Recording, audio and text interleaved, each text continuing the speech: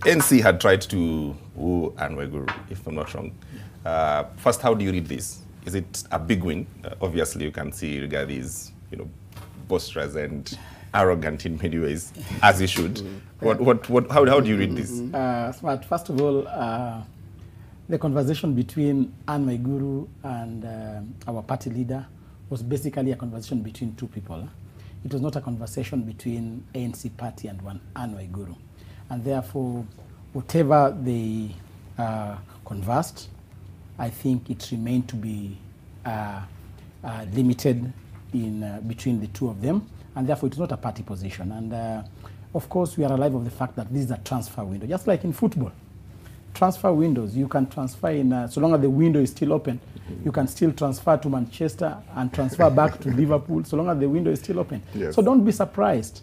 Depending with the political wave in the coming future, don't be surprised. Anne Waiguru might again transfer back to because it's all about political survival. And I think as young leaders, we need to now come to a realization and also strengthen the democracy that we've fought for a very long epoch. These transfers must be occasioned by principles and not just political waves. Let us not be survivors. We should... Are you suggesting that there's no principle in what Anne Waiguru is doing?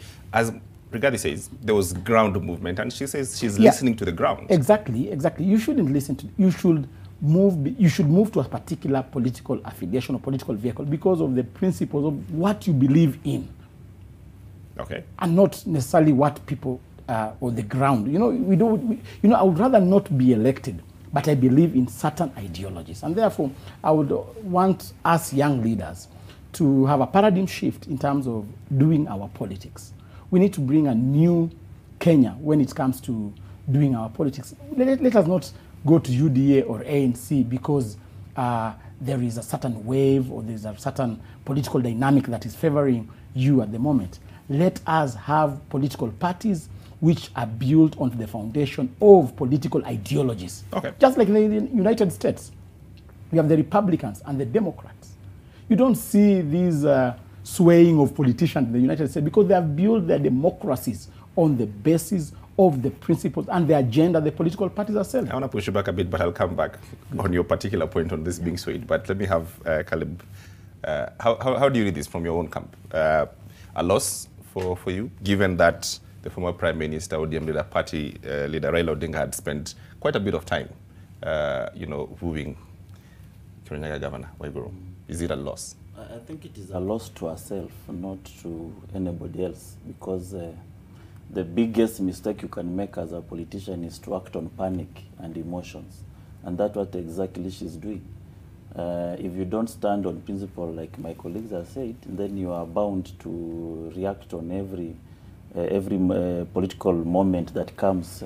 And if you are to say, the way my friend Rigathi is saying that the ground is hostile, I mean, he joined Jubilee because he was given a lead by the president. That's why he was a member of Jubilee. The president worked hard for that ground. Now he's jumping to their side, basically because they've been working so hard on that ground. So when you see the ground is hostile, somebody has been working on it. So it is up to you to work on the ground instead of depending on somebody else to work on it. Once it becomes hostile, then you jump. Why not create your own ground? That's why you are a leader. Those leaders who have created those grounds, they have stand on some principles that have been there for some time.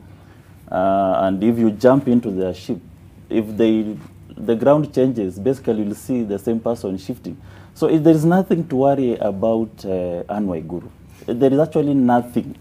Basically, a person who is jumping from one ship to another, you leave her die her own death, politically. Yeah.